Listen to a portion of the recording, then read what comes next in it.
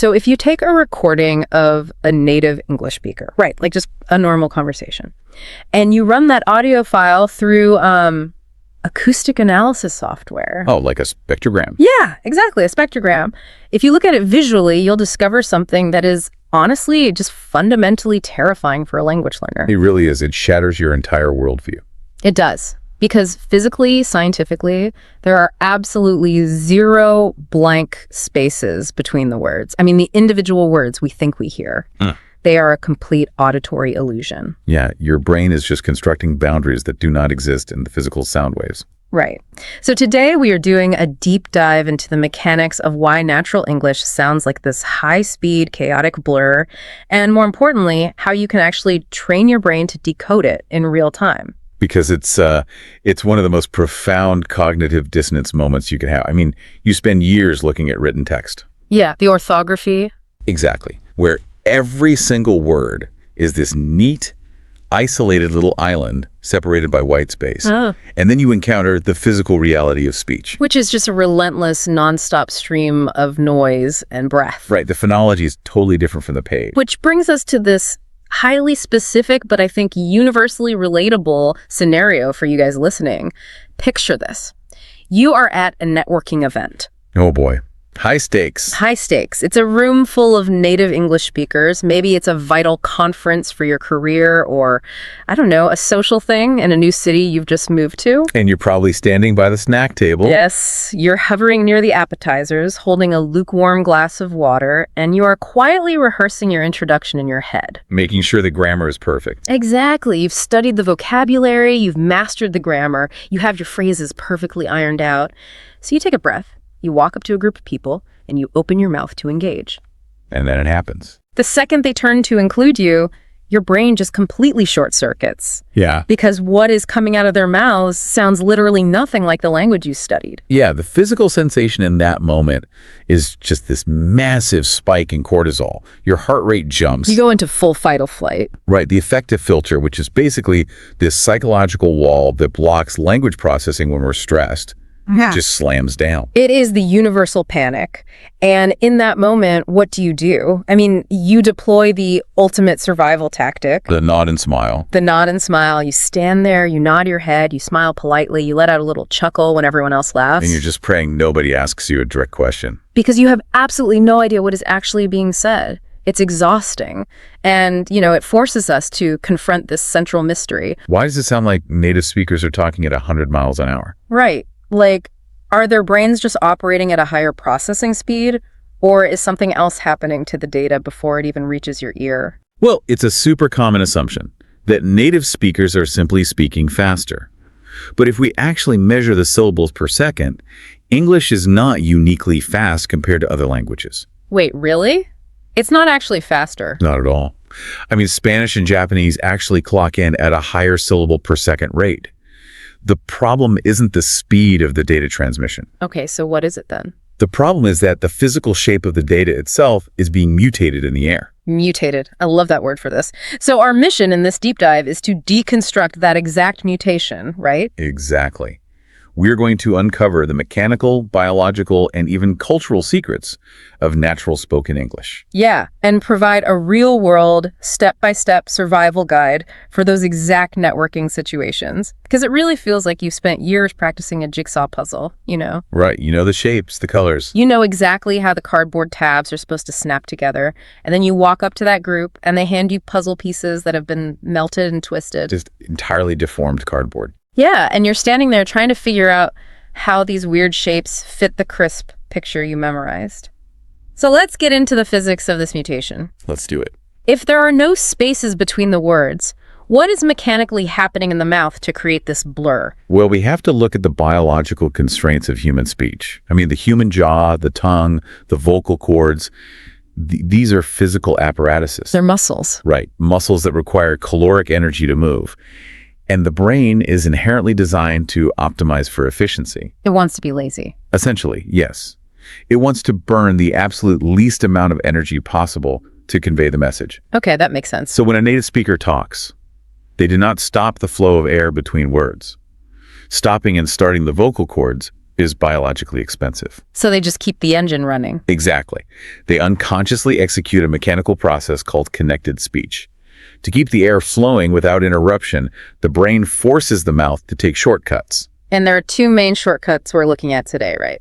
Assimilation and elision. That's right. Those are the two primary culprits for the blur. Okay, so let's start with assimilation. I was reading a paper on articulatory phonetics recently, and it described assimilation as well. It called it co-articulation. Yes, co-articulation. Where the mouth is basically already preparing for the next sound before it has even finished the current one. So they sort of crash into each other. That is the exact mechanism. Assimilation happens when two sounds collide at high speed and fuse together to create a brand new mutant sound. So the boundaries of the words don't just touch. No, they blend completely. Okay. Take the words would and you. What would? You. Right. If we isolate them artificially, you have a hard D sound at the alveolar ridge, which is right behind your top teeth, Would. followed by a Y sound, which is a palatal glide. So would you. Very crisp, distinct movements of the tongue, if I say it like a robot. But in the continuous physical flow of natural speech, the speaker does not stop the airflow to reset the tongue position. The tongue tries to do both sounds at the exact same time. Which is physically impossible. It is. And when a D and a Y collide in the human mouth, the physics of the palate force them to mutate into a J sound, like a J in judge. Oh, wow. A J sound. It's a process called palatalization. So would you physically becomes would ya like some coffee? Would ya? That is fascinating because it doesn't sound anything like the dictionary word would. It literally sounds like an entirely different vocabulary word. It really does to an untrained ear. And I hear this constantly, actually, like, did you becoming did ya, or got to becoming got. Exactly. Did you see that? Oh. Is a perfect example of alveolar assimilation. Your brain is anticipating the Y in you while still pronouncing the D. And the friction creates that J sound. Precisely. And this isn't some stylistic choice. It is a biomechanical inevitability of speaking English fluently. So that's assimilation sounds mutating because they're just crashing together on the highway. But what about elision? Elision. Because sometimes it feels like sounds aren't just mutating. I mean, they are completely vanishing. Like, am I going crazy? Or are native speakers literally skipping letters? You are not going crazy. They're absolutely skipping letters. And honestly, often entire syllables. Just deleting them. Complete deletion. Elision is the total erasure of a sound. And again, going back to caloric efficiency, if a sound is surrounded by consonants that make it energy intensive to pronounce at speed, The brain just throws it in the trash. it throws it out entirely. It just bypasses it. I noticed this the other day with the word comfortable. On paper, it's C-O-M-F-O-R-T-A-B-L-E. 4 clear syllables, right?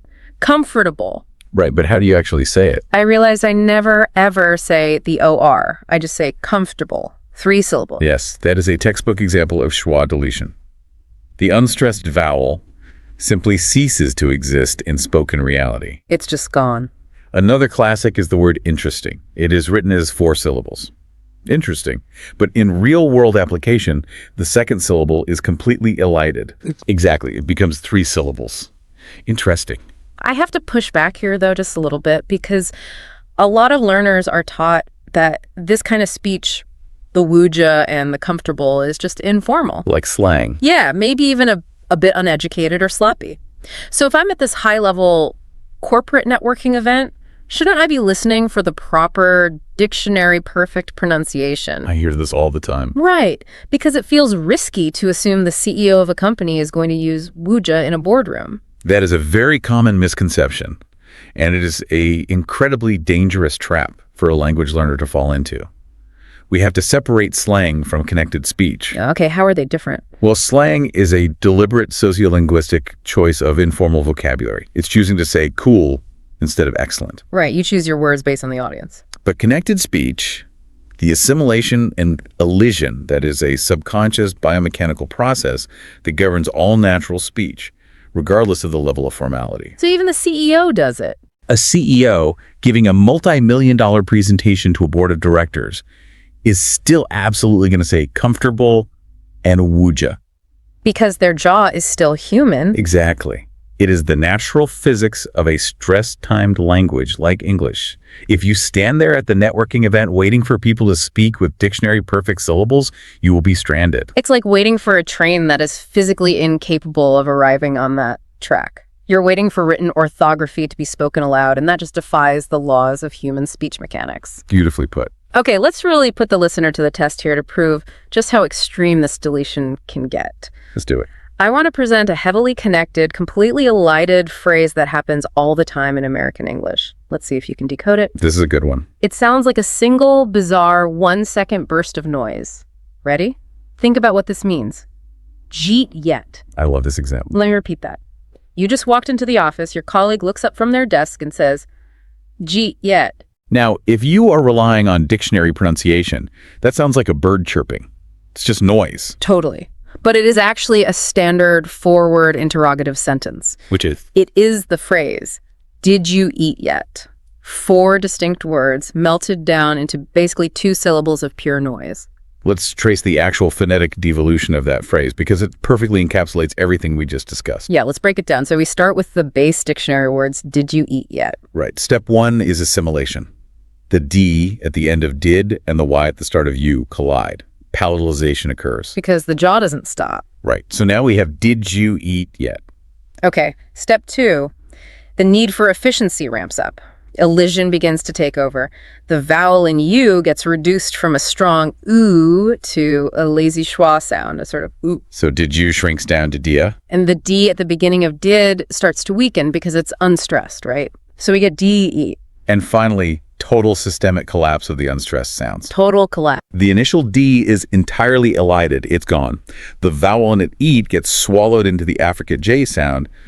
And the final T in yet isn't even fully pronounced. It's like a stop in the throat, right? Yes, it becomes a glottal stop, a blockage of air in the throat. So the entire 4-word structure compresses into an incredibly efficient 2-syllable chunk. Jeet yet. Jeet yet. And this right here, this one example, is exactly why so many advanced, highly intelligent learners fail real-world listening tests. Oh, without a doubt.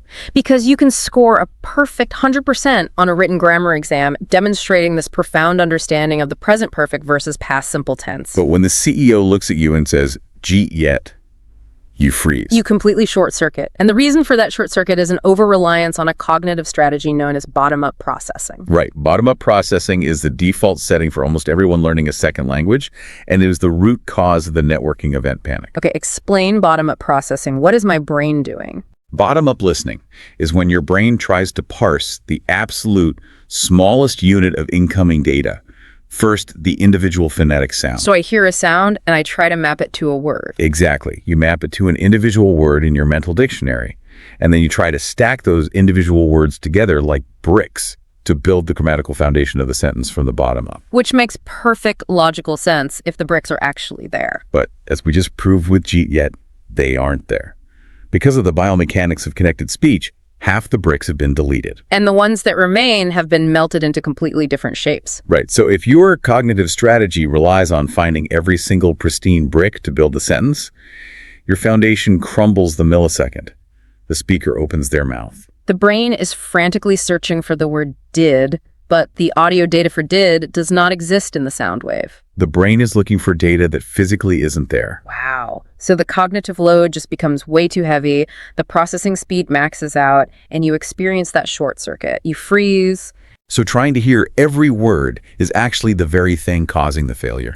It's an incredibly cruel paradox, isn't it? The harder you listen for the words, the less you understand. It is cruel, but once you realize it, it's fixable.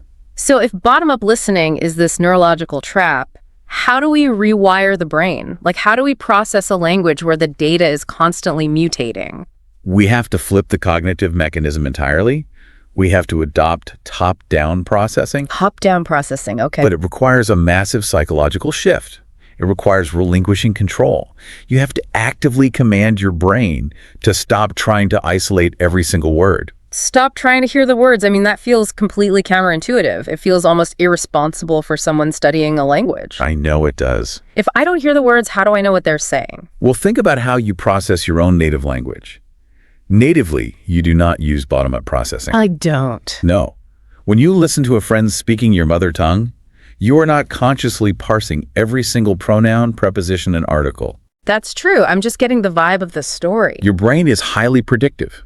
It is using top-down processing. Yeah. It takes the context of the situation, the speaker's body language, and most importantly, the stressed words. The stressed words, the ones they say louder. Right, the words they punch with emotional and vocal weight. And your brain uses that macro data to predict the micro data. So your brain is basically hallucinating the missing grammar. Hallucinating is a great way to put it. Like if a friend mumbles, "I'm going to the store to get some milk," I'm really only catching the acoustic peaks of store and milk. I don't actually hear the to or the to get some. Because they elided them. Right. My brain just magically paints the rest of the sentence around those anchor points based on my understanding of how the world works. Exactly. Your brain fills in the gaps instantly, effortlessly, and subconsciously. It is a master of Bayesian inference, basically calculating the highest probability of what the missing words are based on the anchor words. But when we transition to learning a second language, the adult ego takes over. It does. We suddenly become obsessed with control and precision. We demand to hear every single preposition. We refuse to let our brains hallucinate because we are terrified of being wrong. We don't trust our intuition in the new language yet. That's exactly it. But hold on, I need to challenge this concept of hallucinating for a second. In a casual chat with a friend, sure, missing a preposition is fine. But what if I'm at a medical conference? Or negotiating a contract. Exactly, and negotiating a legal contract at this networking event. Hallucinating the grammar sounds incredibly risky in a high-stakes environment. What if I hallucinate a positive when it was actually a negative? It is a valid concern, but it fundamentally misunderstands how English prosody works. Prosody being the rhythm and intonation. Right. English is a stress-timed language. The underlying rhythm of the language is built entirely around stressing the critical information and suppressing the grammar. Okay, so how does that protect the negative? A native speaker will never, ever elide the negative not if it's critical to the meaning. They will punch it. They will say, "I am not going to do that." Oh, I see. They naturally amplify the important data. The words that get deleted or mutated, the prepositions, the auxiliary verbs, the articles, are the words that carry the absolute least amount of semantic weight. So if a word is legally or medically critical, the native speaker's biology will naturally isolate and stress it. Exactly. It breaks the connected speech rule for that specific word to ensure clarity. Ah, okay. So the language naturally protects its own most vital data. The nouns, the main verbs, the negative markers, those are the peaks of the audio wave. And the rest is just the water flowing underneath. It reminds me of standing on a beach. Like bottom-up listening is like standing in the surf with a tiny plastic bucket, frantically trying to catch every single drop of water from an incoming wave. You're going to get soaked. It's impossible. You're going to get knocked over, you're going to be overwhelmed, and your bucket will just be full of sand. So what's top-down listening in this analogy? Top-down listening is throwing away the bucket and grabbing a surfboard. You are riding the wave of the blur. You don't need to analyze the molecular structure of the water. You just need to feel the direction the wave is moving and balance on top of the largest stressed words. That is a phenomenal way to conceptualize it. You are surfing the semantic peaks. Surfing the semantic peaks. I love that. If you catch the main noun and the main verb, your brain's predictive engine will build the context for you. But to do that, you must grant yourself permission to do what you already do natively. You must grant yourself permission to miss the small words. You have to. Think about that for a second if you're listening right now. Take a mental step back. Give yourself permission to not understand every single word. Let the blur wash over you. Stop fighting the wave. Once you accept that the spaces don't exist, the panic starts to dissolve. It is profoundly liberating. You move from a state of defensive analysis to a state of receptive flow. Okay, so let's say you've made that psychological shift. You are at the networking event. Someone speaks to you. You throw away the bucket. You grab the surfboard. You use top-down listening. And it works. You caught the wave. You understood the gist of the question. The blur didn't defeat you. But now the momentum swings. It is your turn to reply. Oh, yes. This is where the second layer of the gauntlet begins. Receptive fluency is one thing. Productive fluency is entirely different. You have the perfect story lined up in your head. You're feeling confident. You open your mouth. You start speaking. The rhythm is good. And then right in the middle of your brilliant sentence, a crucial vocabulary word simply vanishes. It's gone. Completely evaporates from your working memory. It's like a black hole just opened up in your frontal lobe and swallowed the exact noun you needed to finish the thought. Which triggers an entirely new wave of cortisol. Oh, yeah. For many people, this is more panic-inducing than the blur of connected speech, because now all eyes are on you. You are holding the conversational floor. The agony of this moment is universally understood. I mean, I can picture the physiological reaction vividly. You hit that missing word and you just freeze. A deer in the headlights. The momentum of the conversation slams into a brick wall. You stand there, your eyes dart to the ceiling, your face gets hot, and you start emitting that universal sound of cognitive buffering. The dreaded And you are frantically flipping through your internal mental dictionary trying to retrieve the word. And the silence just stretches out. And the other person is just staring at you, waiting. It feels like an eternity. What's fascinating from a psychological perspective is how we completely misdiagnose this failure. What do you mean? We forgot the word, right? As language learners, we think the failure is that we forgot the word. We blame our memory. But native speakers experience lexical retrieval failures in their own language every single day. That's true. The whole tip of the tongue thing. Right. The tip of the tongue phenomenon is a universal human experience. Yeah. So the actual failure isn't forgetting the word. The failure is what you decided to do after you forgot the word. But if you don't have the word, you have to stop and look for it. I mean, what other option is there? Let's use another spatial metaphor. Think of a conversation as driving a car down a highway at 60 miles an hour. Okay. Driving on the highway. Forgetting a word is like encountering a massive pothole in the middle of your lane. Right. When a learner hits that pothole, their instinct is to slam on the brakes, stop the car dead in the middle of the highway, and get out to inspect the hole. They just stop everything. They stand there, holding up all the traffic behind them, staring into the hole, trying to fix it. That is the agonizing silence. Wow, yeah. The goal of a conversation isn't to fix the pothole. The goal is to keep driving. You have to steer around the hole in the road. Steer around the hole. Okay, I love this analogy, but mechanically, linguistically, how do you actually do that? If I do not possess the vocabulary word for the thing I need to say, how do I keep the car moving forward? By utilizing what is arguably the most vital yet incredibly undertaught survival tool for productive fluency: circumlocution. Circumlocution, from the Latin. Circum meaning around or circle, and locution meaning speaking. Speaking in circles. Exactly. Circumlocution is the pragmatic art of describing the target word you do not know, using the basic vocabulary you do know, without ever pausing to search for the missing word. You just draw a semantic circle around the concept. Right. You define it by its function, its shape, its color, or its context. I actually have a great example of this. I was trying to explain to a friend how I made fresh pasta from scratch last week, and I had this exact pothole moment in a second language. Oh, making pasta. There's some specific vocabulary there. Exactly. I reached the climax of the cooking story, the pasta was boiling, and I realized I did not know the word for colander or strainer. It is such a highly specific, low-frequency household item. Right, and if you don't have the word, the story fundamentally cannot progress.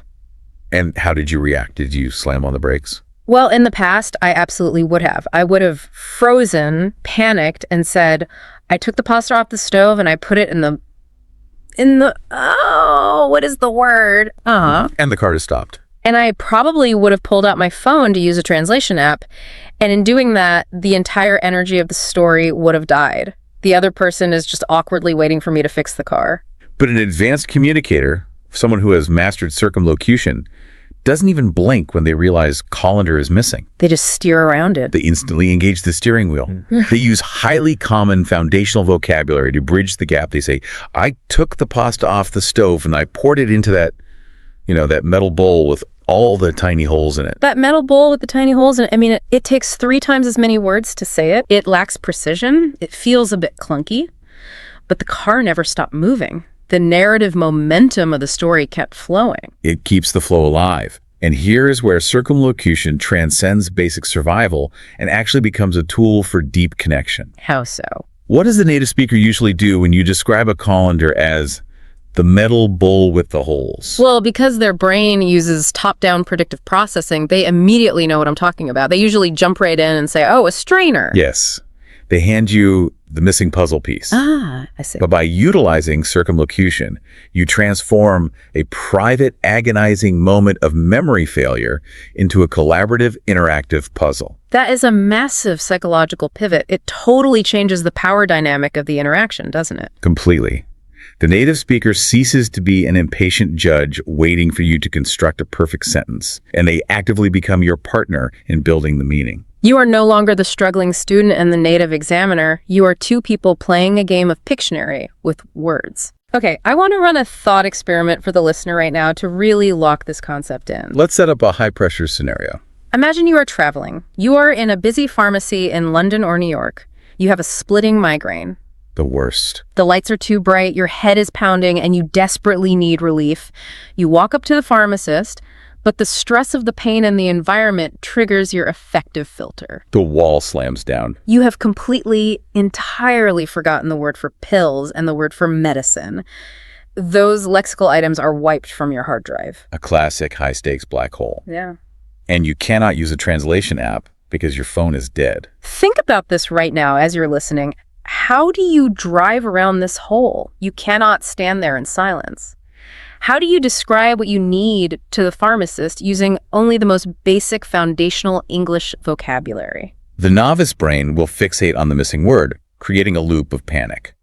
But the advanced brain will immediately look at the attributes of the object. Right. You could focus on the physical shape. Do you have those little white things that you swallow with water? Or you could focus on the function. Yeah. I need something to put in my body because my head hurts very badly. Little white things you swallow. That is perfect circumlocution. It is highly effective. But notice the tone of that description. It sounds very much like how a 4-year-old child might describe the world. And that observation hits at the very core of why circumlocution is so difficult for adults to deploy. Why is it so hard for us? To speak in circles, to call a strainer a bowl with holes, you have to completely lower your adult ego. As professionals, as adults, our entire identity is tied up in sounding sophisticated, precise, and articulate. We are terrified of sounding infantile. Exactly. The idea of walking up to a pharmacist and asking for little white things you swallow feels deeply humiliating to an adult who holds a master's degree in their native language. It is a profound blow to the ego. But this is the exact trade-off every successful language learner must make, isn't it? It is. You have to trade the desire for sophisticated perfection for the goal of continuous communicative flow. You have to accept that sounding a little bit silly for 5 seconds is infinitely better than trapping yourself and your conversation partner in 30 seconds of agonizing dead silence. It's the ultimate test of vulnerability. You have to let go of looking smart to actually be understood. Wow. Okay, so we've leveled up significantly here. We are surfing the blur of connected speech by hallucinating the grammar. We are dodging vocabulary potholes at 60 miles an hour using circumlocution. We are surviving the mechanics of the conversation. But there is one final towering hurdle at this networking event, and this one might be the most intimidating of all because it's not about phonetics or vocabulary. It's about the invisible, deeply ingrained cultural physics of how humans interact. We are moving from linguistics into sociolinguistics and cultural pragmatics. Specifically, the rhythm and pacing of turn-taking. Turn-taking is huge. Because for a massive portion of the world, native English conversations, particularly in places like New York, Chicago, or London, feel incredibly aggressive. Almost hostile. Yeah, it feels practically impossible to even enter the conversation. I've heard learners say it feels like a physical fight just to get a word in. This causes profound misunderstandings and often leads to learners feeling alienated or just assuming that English speakers are inherently rude and self-centered. To understand why this happens, we need to look at how different cultures view conversational politeness. Because in many cultures around the world, think of Japan, Nordic countries, or many parts of Latin America, a polite conversation is structured exactly like a game of bowling. A highly sequential, orderly game of bowling. Exactly. Think about the physical space of a bowling alley. Person A steps up to the lane with their ball. Everyone else sits back in their chairs, completely quiet, watching respectfully. Right, you don't talk when someone is bowling. Person A takes their time, rolls the ball, watches it hit the pins, turns around, and walks all the way back to their seat, Only after they are completely finished and seated does person B's stand up, select their ball, and take their turn. It is neat, it is perfectly sequential, and is entirely built on a foundation of respectful silence while the other person holds the floor. Sociolinguists refer to this as a high considerateness conversational style, right? Yes, high considerateness, the absolute highest form of respect you can show a speaker, is giving them unbroken silence and refusing to step on their words. But then you walk up to a group of Americans at a networking event, and it is absolutely not a game of bowling. Not at all. It is a game of rugby. There are no neat turns. There is no respectful silence. The ball is loose on the field. People are actively diving for it. Everyone is talking over each other. Voices are raising in pitch. Sentences are being cut off mid-thought, and multiple people are talking at the exact same time.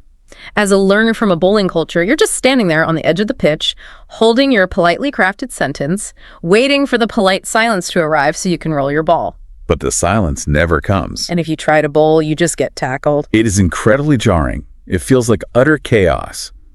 But what you are witnessing is not chaos, and it is not rudeness. You are witnessing a highly structured conversational style called cooperative overlap. Cooperative overlap. Now, wait a minute. To someone from a bowling culture, overlap means interruption. Sure. An interruption is a hostile act. It basically means what I have to say is more important than what you are saying, so I am shutting you down. How can an interruption be cooperative? In a high-involvement culture like New York, the overlap is the exact opposite of a shutdown. It is an expression of immense enthusiasm and solidarity. Really? Yes.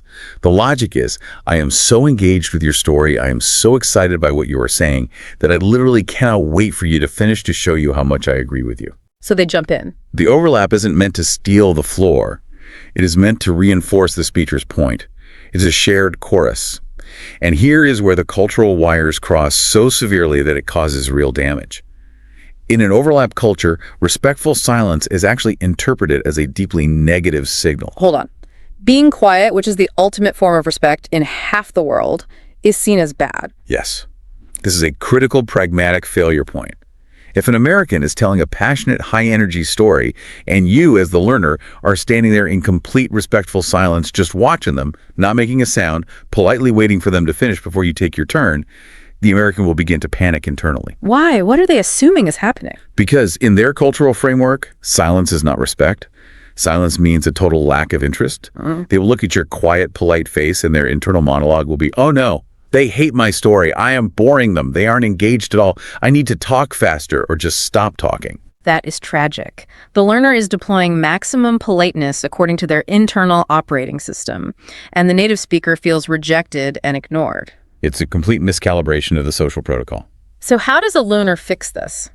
If silence is forbidden, how do you prove you are engaged without feeling like a rude, aggressive interrupter? You have to master the continuous deployment of back-channeling cues. Back-channeling? Yes, back-channeling is the phatic communication that acts as the social glue of English conversations. Phatic communication, meaning speech that doesn't necessarily carry literal information, but serves a social function. Yeah. You mean those little noises people constantly make in the background? Precisely.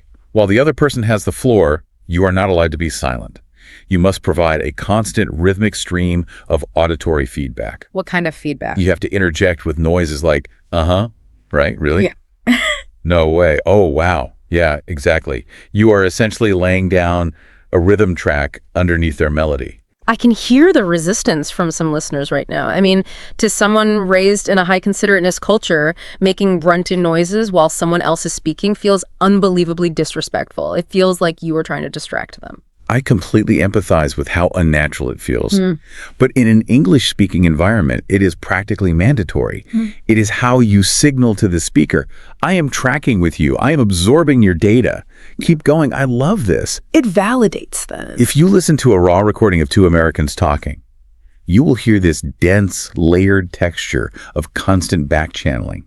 It validates the speaker's right to hold the floor. Okay, so I am standing at the networking event. I have adapted. I am nodding. I am saying, uh-huh. I am providing the social glue. I am an active participant in the rugby match. Great. But how do I actually get the ball? Because I have my own story to tell, and I can't just say, uh-huh, forever.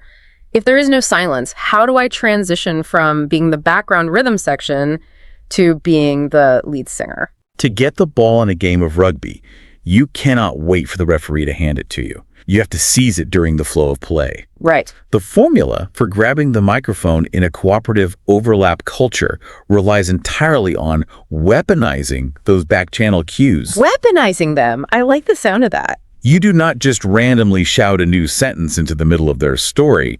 That would be considered a rude interruption. Instead, you use the back channel as your Trojan horse. A Trojan horse. What is the actual linguistic formula for this maneuver? There's a very specific 3-step technique. First, you continuously monitor their speech for a transition relevance place. Which is what? A tiny fraction of a second where they take a breath or finish a clause. Second, you deploy a standard back-channel cue, but you significantly raise the pitch and volume of your voice to signal an emotional spike. Okay, raise the pitch. Third, and this is the crucial part, you immediately attach a chunk of your own sentence directly to that back channel without pausing for breath. Can you walk me through an example of how that sounds in practice? Let's say the other person is telling a story and says, "And then I realized my phone was dead in the middle of Tokyo, so I couldn't navigate." Yeah. You do not wait for silence. Right. The moment they hit the word navigate, you jump in and say, "Wow, really?"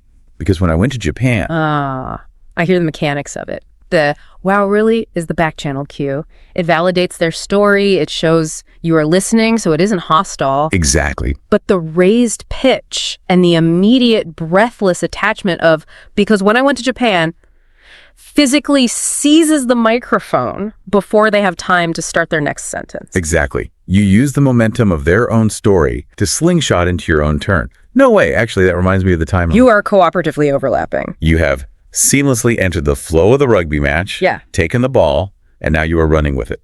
Let's pause and really analyze the psychology of this, because it is going to feel deeply physically unnatural to a lot of people listening to this right now.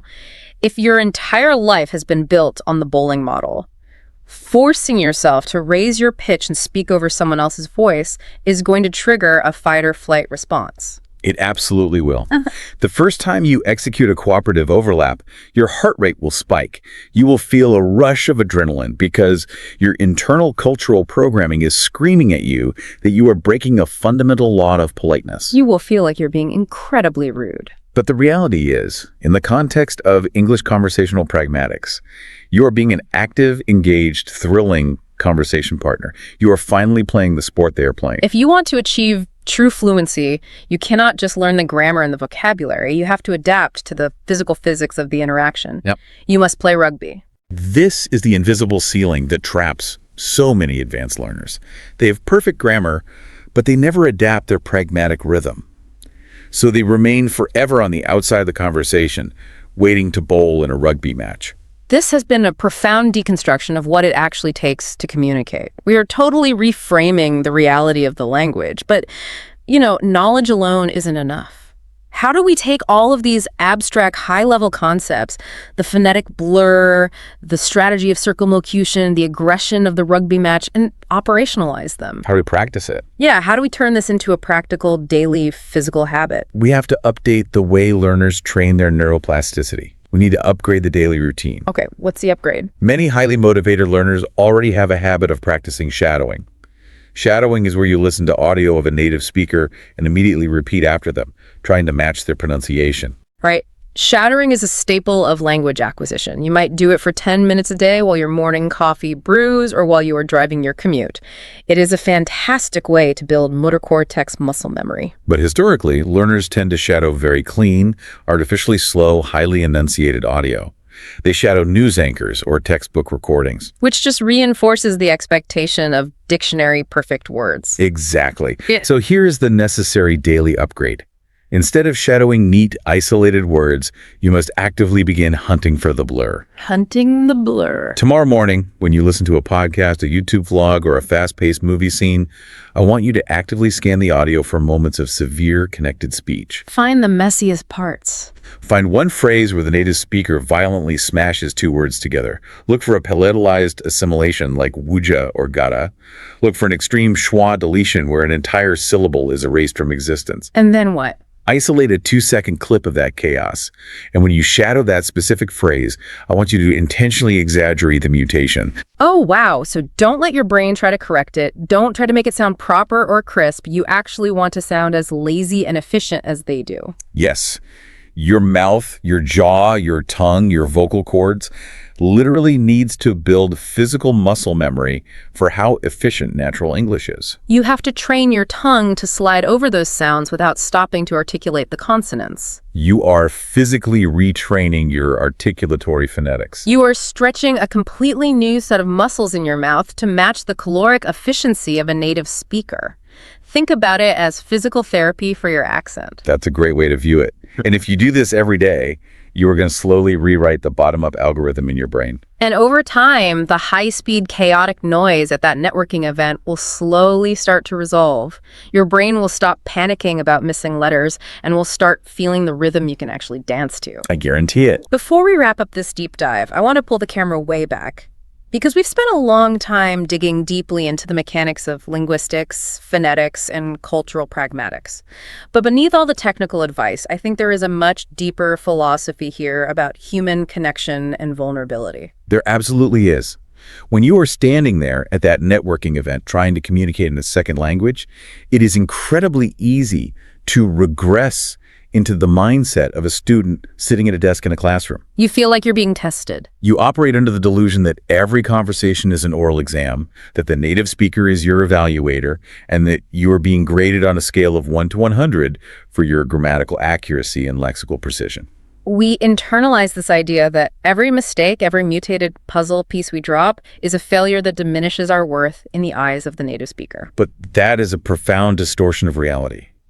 Real-life conversation is not a high school exam. There is no rubric. There are no grades. Thank goodness. The only goal, the singular metric that actually matters in human interaction, is connection. The transfer of meaning and emotion from one mind to another. So when you hit a vocabulary pothole and use a clumsy, long-winded circumlocution to describe a colander as a metal bowl with holes, you are not failing an exam. Not at all. You are doing something incredibly human. You are inviting the other person to play a collaborative game with you. You are saying, I need your help to build this meaning. And when you misunderstand a heavily blurred, elided phrase and you have to lean in, smile, and ask them to repeat it, you aren't showing weakness. You are showing them that you value their thoughts enough to work hard to understand them. That is a phenomenal reframe. Effort is a compliment, not a weakness. People, generally speaking, do not want to talk to a flawless grammatical robot. Perfect precision is cold. People want to talk to a human being who is trying. Your mistakes actually make you approachable. Your clumsy circumlocution workarounds make you endearing. Clumsiness reveals vulnerability, and psychological research consistently shows that vulnerability is the fastest way to build genuine trust with another human being. So the ultimate goal we are striving for isn't perfection. Perfection is a myth created by textbooks. Fluency isn't about perfection. Fluency is about flow. It is about keeping the car moving down the highway, regardless of how many potholes you have to swerve around. Fluency is about flow. Let's briefly summarize our survival guide from today. So these frameworks are firmly locked in your working memory the next time you walk into a room full of native speakers. First, we are acknowledging the physical reality that spaces between words do not exist. They're an illusion. We are throwing away the bottom-up bucket and grabbing a top-down surfboard. We are granting our brains the permission to hallucinate the missing grammar and surf the big, stressed waves of meaning. Second, when our working memory inevitably fails and a crucial vocabulary word vanishes, we are not slamming on the brakes. We refuse to stop the car in the middle of the highway. We are using circumlocution to draw circles around the concept, keeping the narrative momentum alive until our conversational partner hands us the missing piece. And finally, we are radically changing the sport we play. We are retiring from the quiet, highly considerate game of conversational bowling, and we are stepping boldly onto the rugby pitch. We are going to deploy continuous back-channeling cues, really wow, to prove our engagement, and we are going to use cooperative overlap to jump into the flow of the game, raising our pitch and seizing the microphone with enthusiasm. It is a fundamentally different way of navigating the world. It requires courage, but the reward is true integration into the language. It really is a transformation of identity, and it leaves me with a final, slightly provocative thought for you to chew on after you finish listening today. What is it? Well, we spend so much time and energy analyzing how to survive communication in a foreign language.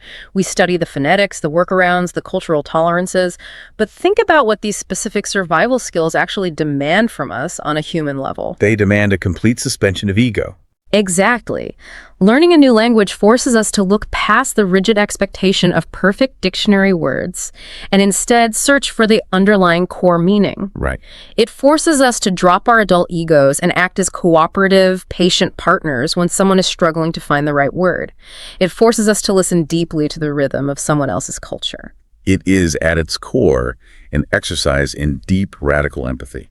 So here is the question to ponder. How might applying these exact same principles, the infinite patience of circumlocution, the enthusiastic, supportive engagement of cooperative overlap, the grace of not demanding perfection from the speaker, how might applying those tools to our native languages make us more empathetic and deeply connected listeners with our own families, our own friends, and our own colleagues? What a beautiful proposition. I mean, what if all human communication, regardless of the language being spoken, is really just a shared, clumsy effort to navigate the blur together? The blur is everywhere. It is the human condition. So the next time you walk up to that networking event holding your lukewarm glass of water and someone hands you a twisted, mutated puzzle piece, don't panic. Don't resort to the nods and smile. Just take a breath, grab your surfboard, and jump into the wave. You know how to swim. Enjoy the flow.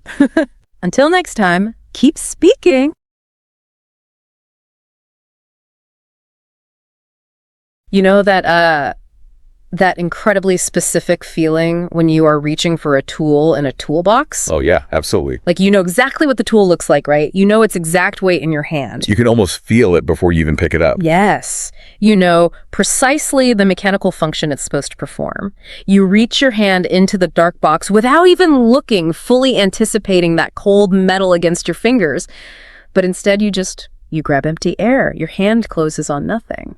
Right. It creates a very unique kind of cognitive dissonance. It really does. Because your brain has already primed your muscles to lift a specific weight, and it's already visualized the successful completion of the task. Right. So when it's not there, it's jarring. Exactly. When the physical reality fails to match that vivid internal projection, the resulting feeling isn't just disappointment.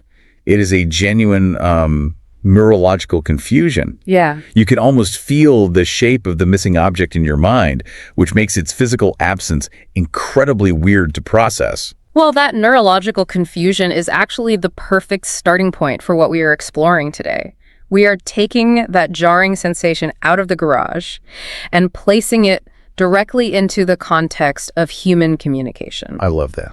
Because when you look at the source material we are diving into today, it centers heavily on a highly relatable, deeply frustrating experience, like something shared by nearly everyone who has ever tried to learn a new language. Or even just trying to expand their vocabulary in their native tongue, really. Exactly. Think about a time when you looked up the absolute perfect word. You studied its definition, you practiced its pronunciation, and you waited for the exact right moment in a conversation to deploy it. And you finally use it brilliantly. Yes.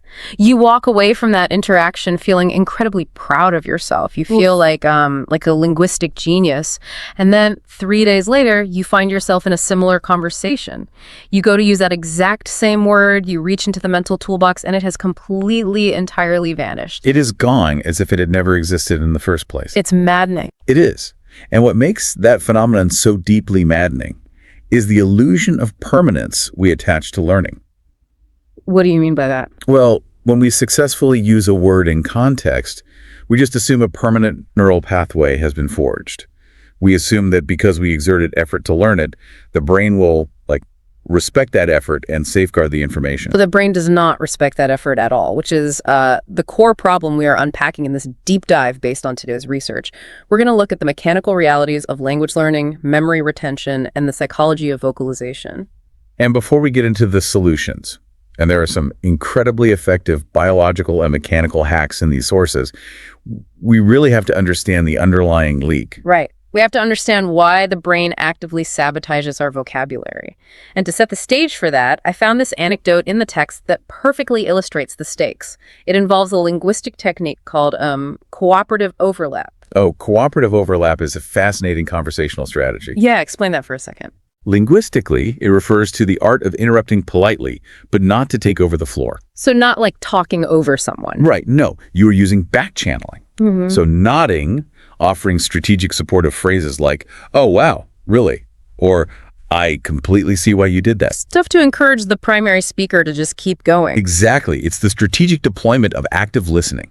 Well, in our source, one of the speakers decides to test this technique in a professional setting. They want to participate in a high-level conversation without exposing their limited vocabulary. So they just deploy cooperative overlap. Right. They nod, they offer those little supportive phrases, and their colleagues end up talking enthusiastically for 20 minutes straight. Which is brilliant. The outcome is culturally fascinating.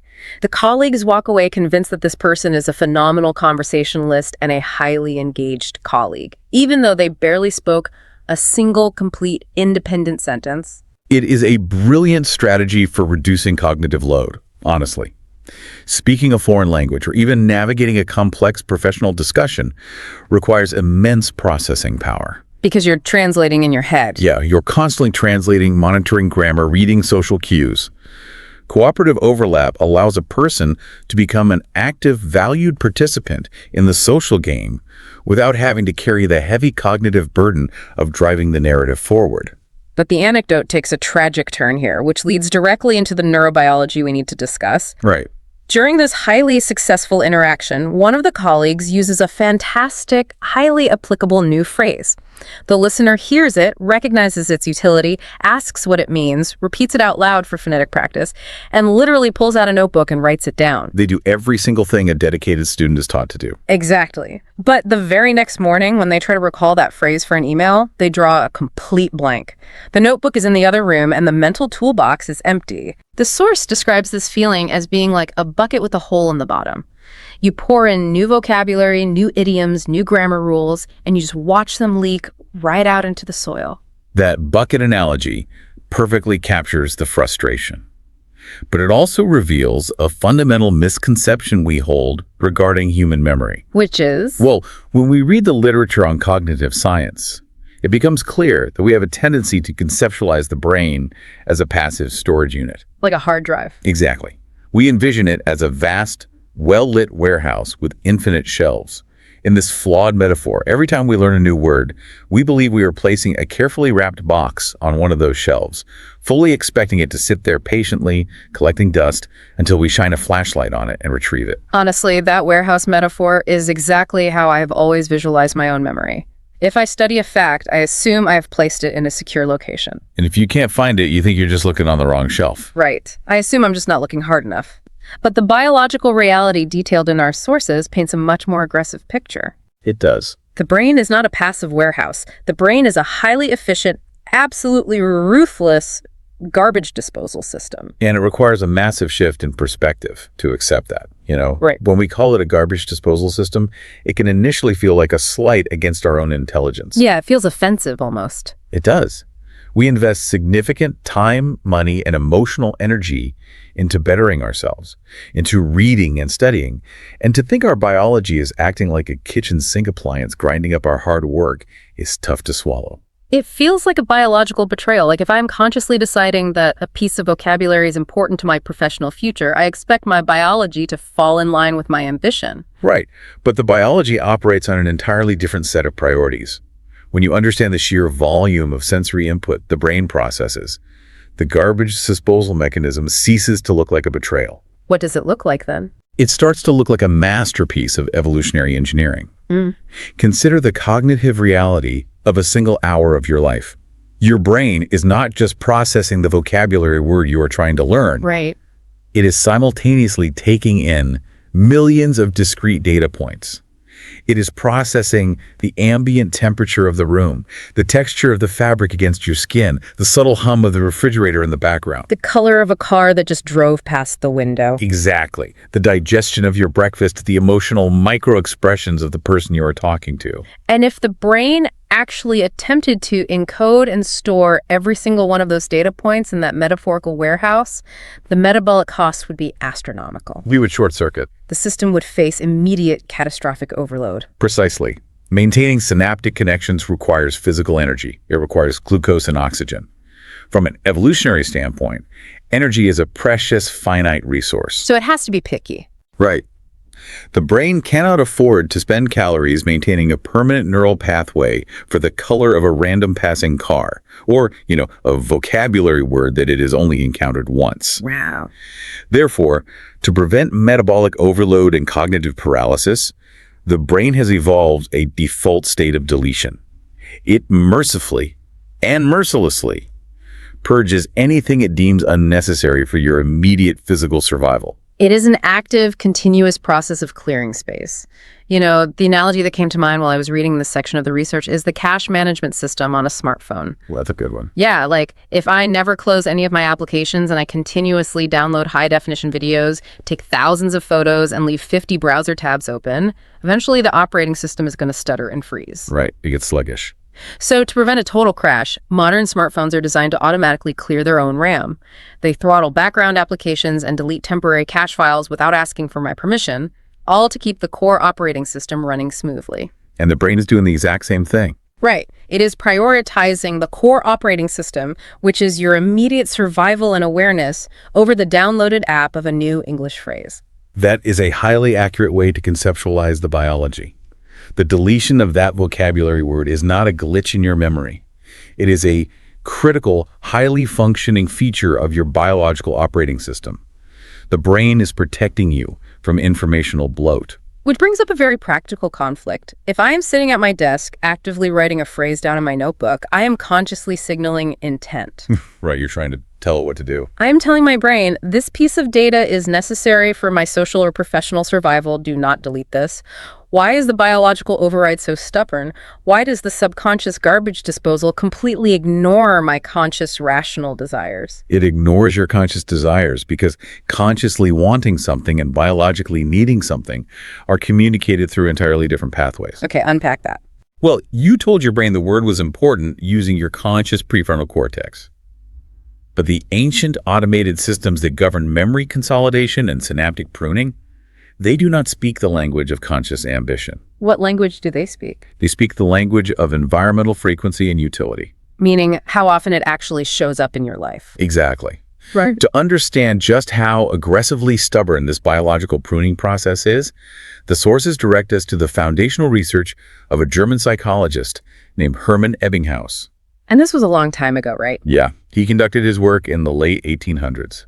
Ebbinghaus is a fascinating figure in this context because he didn't just theorize about memory decay. He subjected himself to grueling empirical testing to map it out. He really did. He essentially weaponized his own memory to prove the existence of the garbage disposal. His methodology was incredibly rigorous. Ebbinghaus wanted to isolate the raw mechanics of memory retention. But he realized that if he tried to memorize poetry or prose, his existing knowledge of language, rhythm, and emotion would assist his memory. Right, it would give him an unfair advantage. It would skew the data. Exactly. He wanted to see how the brain handled pure, unadulterated new data. So he invented over 2,000 nonsense syllables. Nonsense syllables? Like what? They were consonant-vowel-consonant combinations that had absolutely no meaning, like YYD or ZOF. Okay, so he stripped away all context and semantic glue to force his brain to rely solely on raw storage capacity. Right, and then he spent years memorizing these lists, testing himself at specific intervals, and meticulously recording exactly how long it took for the syllables to vanish from his mind. Years? That sounds miserable. It was intense. But the result of this grueling self-experimentation is a mathematical model that forms the bedrock of modern learning theory, which is known as the forgetting curve. The forgetting curve. It is a visual representation of the brain's default deletion process. Right. It maps exactly how fast a human being loses access to newly acquired, unreinforced information. And the statistics he uncovered, which have been consistently replicated by modern cognitive science, are genuinely staggering. Yeah, let's talk numbers because this blew my mind.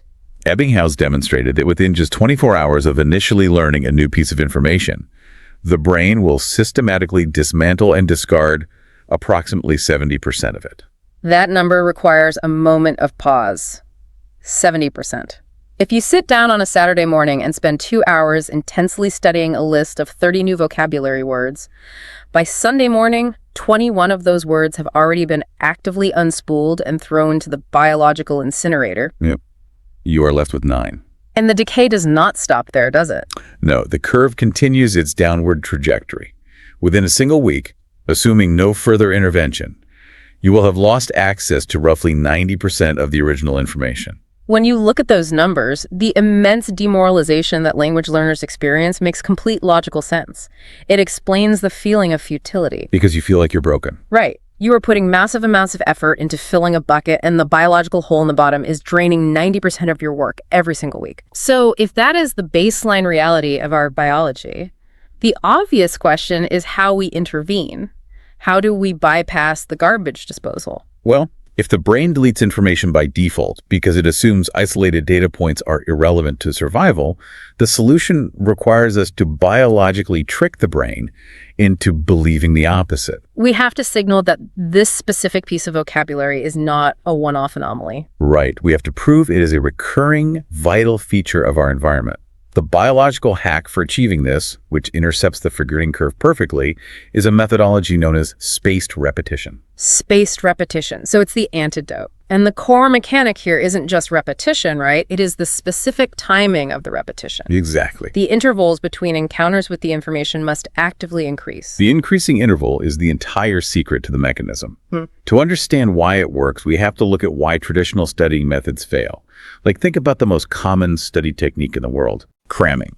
A student writes a word down and stares at it, reading it aloud 10 or 20 times in a single afternoon. They are trying to bludgeon the brain into submission through sheer volume of immediate repetition. But biologically, cramming is highly inefficient for long-term retention.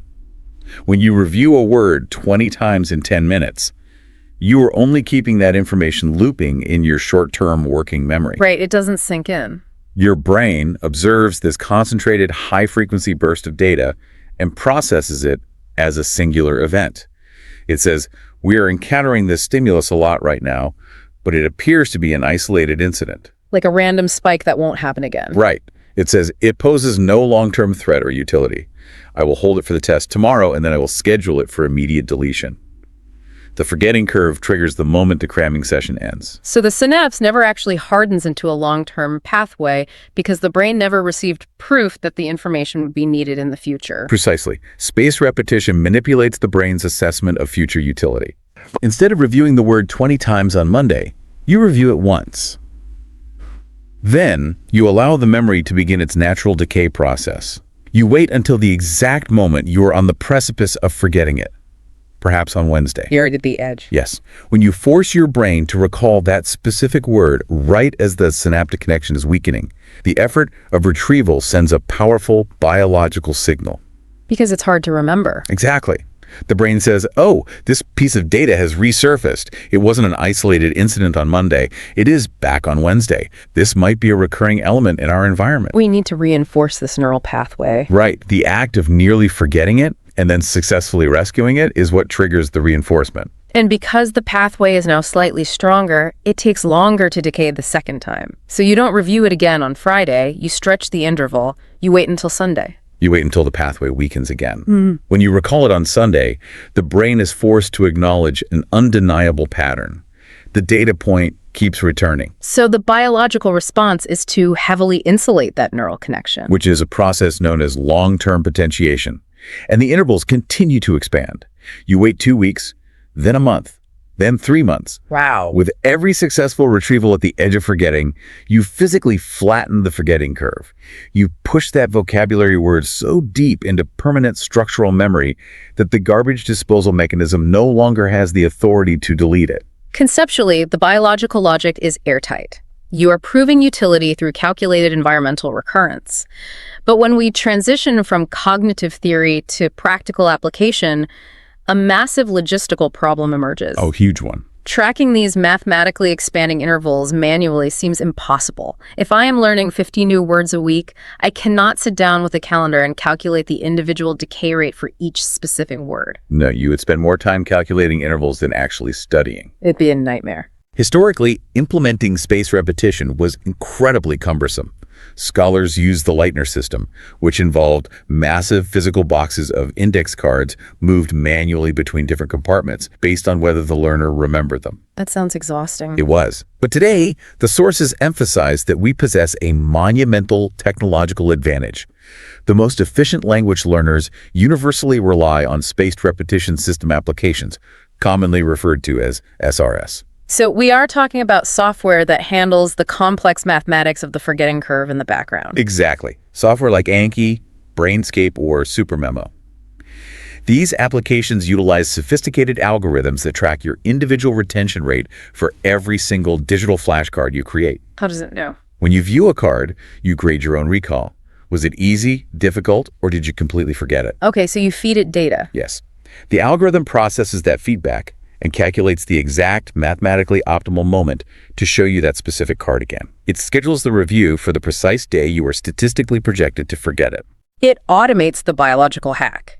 That sounds incredibly powerful, but our source material issues a massive flashing warning sign right at this juncture. A very big warning sign. The assumption is that once you download an SRS app, you should immediately start loading it with massive lists of translated vocabulary words.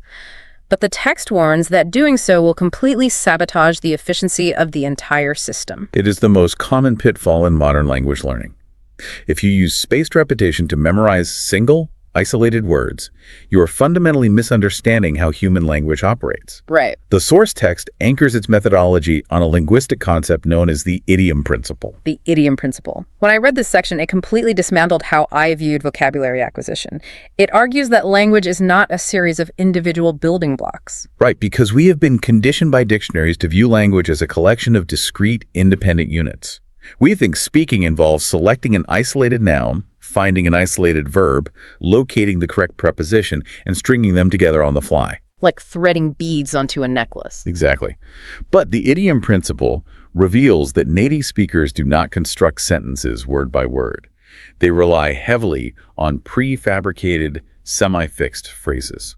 The analogy that crystallized this for me is comparing language to building furniture. Yeah, I like that one. If you try to learn a language by memorizing single words, like putting the word investigate on a digital flashcard with its translation on the back, you are essentially collecting a massive pile of loose screws and unattached planks of wood. And when you are in the middle of a fast-paced, real-time conversation, you do not have the cognitive bandwidth to sort through a pile of loose screws, figure out which ones fit together, apply the complex rules of grammatical syntax, and assemble the sentence from scratch. No, the hesitation is too great. The conversation moves on, and you are left paralyzed. What you need is the furniture pre-assembled. You need the pieces already locked together. Which is why the golden rule of spaced repetition, as dictated by the sources, is that you must populate your system with complete chunks of language. Right, chunks. You never input the isolated word investigate. You input the entire sentence. I need to investigate the matter further. Context is the structural glue. When you memorize the complete chunk, you bypass the need to assemble it later. That makes so much sense. When you learn, I need to investigate the matter further, you're not just acquiring the definition of investigate. You are simultaneously and subconsciously absorbing the correct syntax. You're learning the rules without studying the rules. Exactly. You are learning that investigate is followed by a direct object, the matter, without a preposition in between. You are internalizing the rhythm and the collocations. So when the moment arises in conversation where you need to express that concept, you don't have to build the sentence. You simply retrieve the pre-assembled chunk and deploy it effortlessly. It drastically reduces your cognitive load. It changes the entire paradigm of studying. It moves you from collecting definitions to collecting operational tools. And this leads to a critical pivot point in our deep dive. Let's assume you, the listener, implement this structural change. You download the SRS app. You bypass the biological garbage disposal through mathematically timed reviews, and you strictly adhere to the idiom principle, memorizing rich, context-heavy chunks. Doing everything right mechanically. Exactly. Your memory retention is now flawless. The bucket no longer has a hole, but the source material introduces a secondary, deeply emotional hurdle that memory alone cannot solve. Right. What happens when the learner actually opens their mouth to deploy these perfectly remembered chunks? This is where the research transitions from the cold mechanics of cognitive science into the deeply vulnerable psychology of vocalization. The sources confront one of the most pervasive yet rarely discussed psychological wounds carried by adult language learners. Accent anxiety. Accent anxiety is a profound vulnerability. A learner can do everything mechanically right. They can recall the perfect chunk, they can execute the grammar flawlessly, and they can deploy it at the precise right moment in a social interaction. But then, the moment the sound leaves their lips, they feel a crushing wave of self-consciousness. They feel like an imposter. They feel like a fraud because their voice doesn't sound American or British. Right, it sounds like someone from their home country attempting to wear a costume that doesn't fit. The psychological weight of that feeling cannot be overstated. Your voice is deeply tied to your identity. It is. When you speak your native language, your voice is an authentic representation of who you are. When you speak a foreign language and you hear an unfamiliar, strained accent coming out of your own mouth, it creates a sense of dissociation. Yeah, that foreign accent can feel like a glaring neon sign permanently affixed to your forehead, broadcasting a single word to the entire world: outsider. It triggers a deep-seated fear of judgment and exclusion. It creates a barrier where the learner is constantly apologizing for their existence in the language. So how does the source material suggest we dismantle this psychological block? How do you start feeling like an outsider in your own mouth? The sources dismantle this anxiety by providing what is essentially a massive linguistic permission slip. A permission slip. Yeah. The root cause of this imposter syndrome is a societal misconception. We have to definitively separate two concepts that culture constantly and incorrectly conflates. Which are? We must distinguish between accent and pronunciation. They're not synonymous, and treating them as if they are is what generates the anxiety. That conflation is so common. I think the average person assumes that having a noticeable foreign accent is just a symptom of poor pronunciation. Right, they assume that if their pronunciation were perfect, the accent would vanish. But that is the exact myth the research aims to shatter. Yes, let's define them as separate entities. Yeah. Your accent is the unique acoustic flavor of your voice. It is a historical and geographical fingerprint. It is a reflection of your cultural identity, your upbringing, and the phonetic structures of your mother tongue. And the most liberating truth in linguistics is this: every single human being on the planet has an accent. There is no such thing as a neutral, accentless voice, even though certain media standardizations try to convince us otherwise. Exactly. A person born and raised in Texas has a very distinct accent compared to a person born in London. A speaker from Sydney sounds fundamentally different from a speaker from Mumbai or Cape Town. But they're all native English speakers. Right. But the flavor of their English is entirely dictated by their geography. So if accent is simply the cultural flavor, how do we define pronunciation? Pronunciation is the mechanical, anatomical clarity of the sounds you produce. It is the physical architecture of how your tongue, lips, and vocal cords interact to form distinct consonants and vowels. Okay. Pronunciation governs one metric and one metric only. Whether or not the person listening to you can comprehend the words you are attempting to say. That distinction is incredibly clarifying. Accent is the flavor of the communication. Pronunciation is the mechanical clarity of the communication. And understanding this distinction leads to a crucial realization regarding the modern goals of language learning. In our current hyper-globalized world, the desire to eradicate your native accent and acquire a perfect, indistinguishable native mimicry, trying to sound exactly like a television anchor from Ohio or a BBC presenter from London, is a completely outdated, unnecessary, and often damaging goal. The sociolinguistics of this are fascinating. Why do we equate a specific native accent with competence or authority in the first place? And why is it vital that we sever that mental association so the learner can stop judging themselves? Well, we make that equation due to historical power dynamics and cultural biases that suggest one specific regional variation of a language is the standard or pure form. Right. But the reality of English today contradicts that bias entirely. English is no longer the exclusive property of England, United States, or Australia. It has evolved into a global utility. It's a bridge for international commerce, science, diplomacy, and connection. Statistically, the vast majority of conversations occurring in English right now around the globe are between two non-native speakers. It is the business person from Tokyo negotiating with a supplier in Berlin. Neither of them grew up speaking English, but they are using it as the operational tool to conduct their lives. Precisely. In that context, Attempting to erase your cultural identity to sound like you grew up in a different country is not only unnecessary for success, it is a misallocation of effort. The source is adamant on this point. Your true goal in spoken English must never be native mimicry. Never. Your singular goal must be high intelligibility. High intelligibility, that is the new gold standard. Break down exactly what that means for your daily interactions. High intelligibility means that when you open your mouth to speak, you are instantly understood by your conversational partner. Without them having to work for it. Right. It means the mechanical pronunciation of your words is sharp enough that the listener does not have to strain their ears, furrow their brow, or ask you to repeat yourself.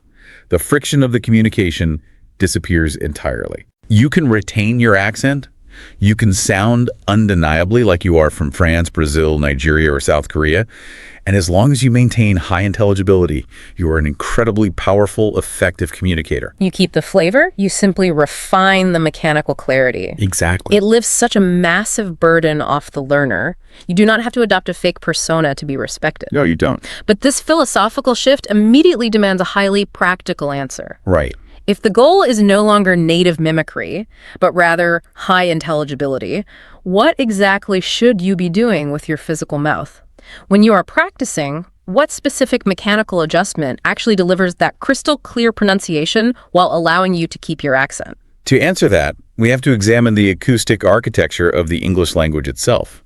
And the solution provided in the research is delightfully counterintuitive. Oh, I love this part. The absolute key to mechanical clarity and rhythm in English lies in the single most common sound in the entire language. The most common sound. Yes.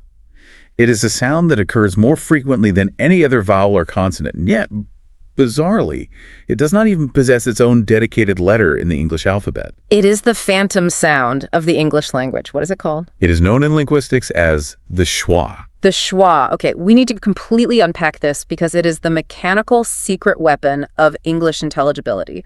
What exactly is a schwa physically? To understand the schwa, you must focus on the physical anatomy of your vocal tract.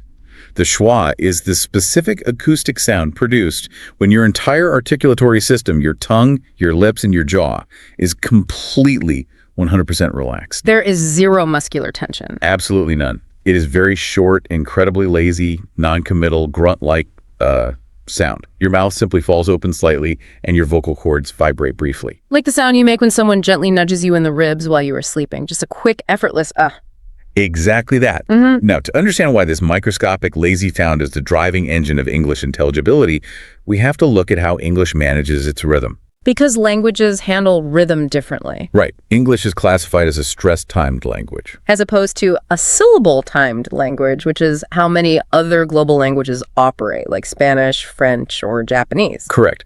In a syllable-timed language, every syllable in a sentence receives roughly the same amount of time, weight, and clarity. So it's steady. The rhythm is steady and predictable, like the ticking of a metronome or the firing of a machine gun, da-da-da-da-da. But English rhythm is fundamentally different. It is stress-timed. Meaning? The underlying beat of an English sentence is dictated solely by the important stressed syllables, the nouns, the main verbs, the crucial adjectives. We physically punch the words that carry the core meaning of the sentence. We punch the important words, and in order to maintain the rhythmic beat, we aggressively compress, swallow, and shrink all the unimportant grammatical words and unstressed syllables between the punches. But how do we physically execute that shrinkage? Like, how do you make a multisyllable word smaller in your mouth without speaking faster? You do it through a process called vowel reduction. You take the unstressed vowels, you strip them of their distinct dictionary identity, and you physically replace them with the lazy, relaxed schwa. This concept of vowel destruction is fascinating. The best way to understand this is to look at the concrete examples provided in the text. Let's analyze a very common, everyday word to see the schwa in action. Let's examine the word banana.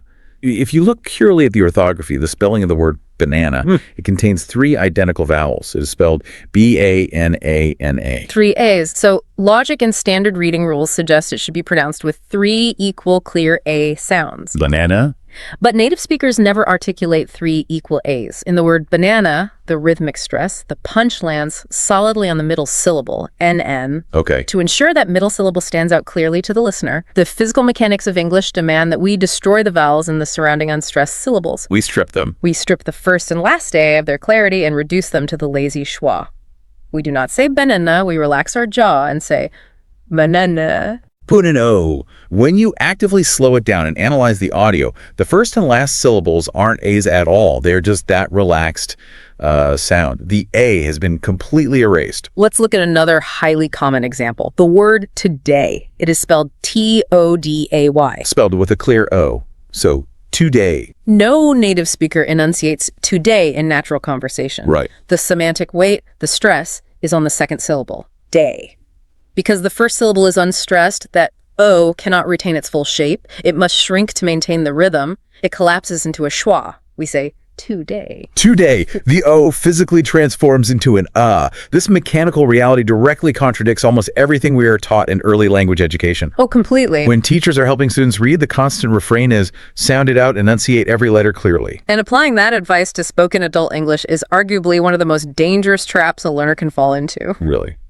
Why dangerous? If you attempt to pronounce every single vowel exactly as it appears in its written dictionary form, if you meticulously say banana or today, or if you pronounce the O in police as police instead of police, you will sound incredibly rigid, robotic. And ironically, you'll be much harder to understand. Yes. By over-enunciating the unstressed syllables, you destroy the stress-timed rhythm of the language. The listener's brain is waiting for the punches, but if everything is punched equally, the meaning gets lost in the noise. Striving for phonetic perfection actually severely damages your high intelligibility. Absolutely. To sound natural, fluent, and highly intelligible, you must actively learn how to be lazy. You must master the physical relaxation of the unstressed syllables. I want to make this anatomical reality incredibly tactile for you right now.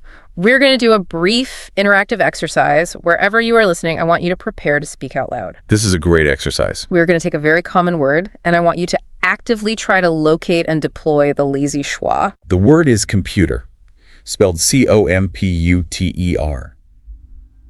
Before you say it, think about the rhythm. Where does the heavy punch land? And more importantly, which vowels need to be aggressively relaxed and swallowed? Say it out loud right now, focusing on dropping the tension in your jaw for the unstressed parts. Say it a few times. Okay, break down the physical mechanics of what their mouths should have just done. The primary stress in the word computer lands firmly on the middle syllable, P-Y-O-O, convex P-Y-O-O-er. Because that middle syllable requires the energy, the outer vowels are sacrificed. They collapse. The O in the first syllable loses its shape entirely. It becomes a schwa. It's not com, it is cum. The jaw drops. And the E in the final syllable is also reduced, becomes a schwa combined with the R. So the entire mechanical sequence is cum P-Y-O-ter. Cum P-Y-O-ter. You can physically feel the complete lack of muscular effort required for the beginning and the end of that word. But the source text pushes this concept even further, demonstrating that vowels in English are essentially fluid shapeshifters. What happens to the schwa when a word changes its grammatical form and the stress moves? This is where the sheer mechanical brilliance of the schwa becomes undeniable. Let's trace the evolution of the word photograph. Spelled P-H-O-T-O-G-R-A-P-H. Photograph. When we say photograph, the rhythmic punch is on the very first syllable, P-H-O-tograph. Because that first O carries the primary stress, it is allowed to maintain its full, clear dictionary sound, P-H-O. But the architecture completely collapses when we add a suffix. What happens when we talk about the person operating the camera, a photographer? The addition of the suffix changes the rhythmic demands of the word. The stress shifts away from the first syllable and moves down the line to the second syllable, T-O-G. Fode to giraffer. Wow, okay. And this shift triggers a cascade of vowel reduction. And because the first syllable is no longer stressed, it can no longer be P-H-O. Exactly. That initial O, which a second ago was perfectly clear, is instantly stripped of its identity. It must shrink. It physically transforms into a schwa. It becomes fu. Fu-to-ji roofer.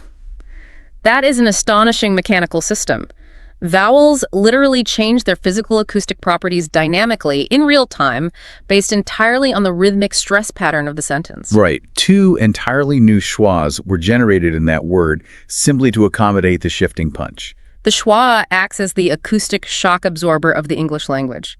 It is the connective tissue that allows native speakers to speak at rapid speeds without constantly biting their own tongues or running out of breath. It facilitates the rhythm perfectly. Which means the mandate for achieving high intelligibility is incredibly clear. Stop trying to give every vowel equal respect. Yes. Identify the core important word in the chunk, punch it with clarity, and allow the surrounding syllables to completely collapse into relaxed laziness. The catchphrase that seems to summarize this entire mechanical approach is, punch the stress and schwa the rest. Punch the stress and schwa the rest. It is a perfect encapsulation of the anatomical goal. This brings us to the final, most pragmatic question of this deep dive. We have explored a massive amount of theory. We really have. We understand the neurobiology of the garbage disposal and the necessity of spaced repetition algorithms. We understand the linguistic importance of the idiom principle and context chunks. Right. We have replaced accent anxiety with the pursuit of high intelligibility, and we know that the mechanical key to that intelligibility is the relaxed jaw of the schwa. But how does a busy adult learner integrate all of these complex, interconnected systems into a daily routine? That's the million-dollar question. How do you apply this without it devolving into a grueling, demoralizing 2-hour study session that you will inevitably abandon by Thursday? The sustainability of the routine is the most critical factor. The source material is highly prescriptive regarding application. It proposes what it calls a habit upgrade. A habit upgrade. And the genius of this upgrade is its brevity. The entire system requires a commitment of exactly 15 minutes a day. 15 minutes. That is a radically low barrier to entry. Walk us through the specific architecture of those 15 minutes. The habit is split into two highly focused, distinct phases that target different neurological processes. Okay, what's phase one? Phase one occurs in the morning and is dedicated to procedural memory, the physical mechanics of your mouth. You dedicate exactly 10 minutes to a practice called shadowing. Shadowing involves playing audio of a native speaker and attempting to repeat their speech out loud, matching their pacing and rhythm as closely as possible, right? Yes, and you do not sit at a desk to do this. You integrate it into your existing morning routine. You shadow while you are boiling water for tea, while you're making coffee, or while you are commuting. So it's low friction. Very low friction. But the crucial upgrade to this practice is your singular point of focus. During those 10 minutes, you completely ignore grammar. You ignore the meaning of the words. Then what are you doing? Your one and only physical objective is to hunt for the schwa. You are tuning your auditory processing to detect the laziness. You listen intensely for that relaxed sound. You notice how frequently the native speaker deploys it to compress the space between the stressed punches. And what are you doing physically? As you shadow, your physical goal is proprioception. You focus entirely on feeling the muscles in your own jaw relax to match their reduction. You are training the physical muscle memory of the stress-timed rhythm. 10 minutes of targeted anatomical relaxation, that covers the vocal mechanics. What about the memory retention? How are the remaining 5 minutes utilized? The remaining 5 minutes are dedicated to combating the forgetting curve through your spaced repetition app. The SRS we talked about earlier. Right. This is also done on the go, utilizing the dead time in your day. You pull out your phone while sitting on the train, waiting for an elevator, or standing in line at the grocery store. You open Anki or Brainscape, and you review the digital flashcards that the algorithm has determined you are on the verge of forgetting today. And you ensure that every single card you review is populated with a complete context-heavy chunk, completely honoring the idiom principle. So you review, I need to investigate the matter further, rather than the isolated word investigate. Exactly. 10 minutes of mechanical shadowing to train the jaw, and 5 minutes of algorithmic chunk review to train the synapses. 15 total minutes. By combining those two practices in short, consistent bursts, you fundamentally rewire both your declarative memory and your procedural memory. It is a low-friction, high-reward system. It really is. As the source material powerfully concludes, the ultimate objective of this journey is not the miraculous overnight transformation into a native speaker. The goal is much more empowering. The goal is to evolve into a highly effective, highly intelligible, frictionless, bilingual version of yourself. A version of yourself that commands the language effortlessly while wearing your native accent with absolute pride, because that accent is the undeniable acoustic record of your personal history. Well said. Because we believe in turning theory into immediate action, I'm going to ask for a brief moment of active participation from you, the listener, right now. Let's do it. To cement the biology of what we have discussed, I want you to claim those 5 minutes of memory hacking. Wherever you are, say this sentence out loud with me. Vocalize the commitment to bypass the garbage disposal. Ready. I will review my chunks for 5 minutes tomorrow. Say it out loud. I will review my chunks for 5 minutes tomorrow. By verbalizing it, you are initiating the procedural change. You are taking conscious control of the biological machinery. We have journeyed through a remarkable landscape of cognitive and linguistic science today. We confronted the ruthless efficiency of the brain's garbage disposal and learned to hack it using the expanding intervals of spaced repetition. We really covered a lot of ground. We rebuilt our approach to vocabulary by abandoning loose screws and embracing the prefabricated furniture of the idiom principle. We dismantled the imposter syndrome of the foreign accent, replacing the pursuit of native mimicry with the empowering standard of high intelligibility. And we discovered the phantom sound. Yes, we discovered the invisible, shape-shifting engine of English rhythm by learning to completely relax our jaws and embrace the schwa, punch the stress, and schwa the rest. You know, as we conclude our analysis of these sources, I want to offer a final philosophical extrapolation for you to think about. Oh, I'd love to hear it. The mechanical principles we explored today, particularly the mechanics of the schwa, extend far beyond the boundaries of phonetics. Think deeply about how the schwa functions. Okay. Its entire purpose, its biological and acoustic utility, is rooted in relaxation. It thrives on being lazy. Right. And it only provides clarity and rhythm to the language, because its intentional laziness allows the important stress components of the sentence to truly stand out. If a speaker attempts to forcefully stress every single syllable in a word, the meaning is destroyed. Exactly. When every single word is bolded, highlighted, and underlined, the reader cannot determine what actually matters. The emphasis cancels itself out. Yeah, that makes sense. Now, consider applying the linguistic architecture of the schwa to the architecture of our daily lives in our professional schedules. How often do we experience systemic burnout because we are attempting to operate like a syllable-timed language? Oh, wow. We attempt to stress every single task. We do. We try to perfectly enunciate every email, every meeting, every social obligation, and every hobby, treating them all with equal, exhausting importance. So what's the alternative? What if the secret to a highly intelligible, highly effective life is not relentless, uniform effort? What if the secret is having the courage to identify the one or two critical things in our day that truly require the heavy punch, and possessing the grace and the wisdom to let the rest of it collapse into a lazy, relaxed schwa? Wow. Let the unimportant tasks become the schwa of your day. That is a profound translation of linguistics into life strategy. It's something to think about. Because ultimately, whether you are trying to balance the chaotic rhythm of your daily schedule, or you are simply reaching into that mental toolbox for the exact right vocabulary word, your goal is the same. You want to ensure that when your hand goes in, it closes around exactly what you need with zero friction and absolute clarity. Keep building your chunks, keep flattening your curve, and we will see you on the next deep dive.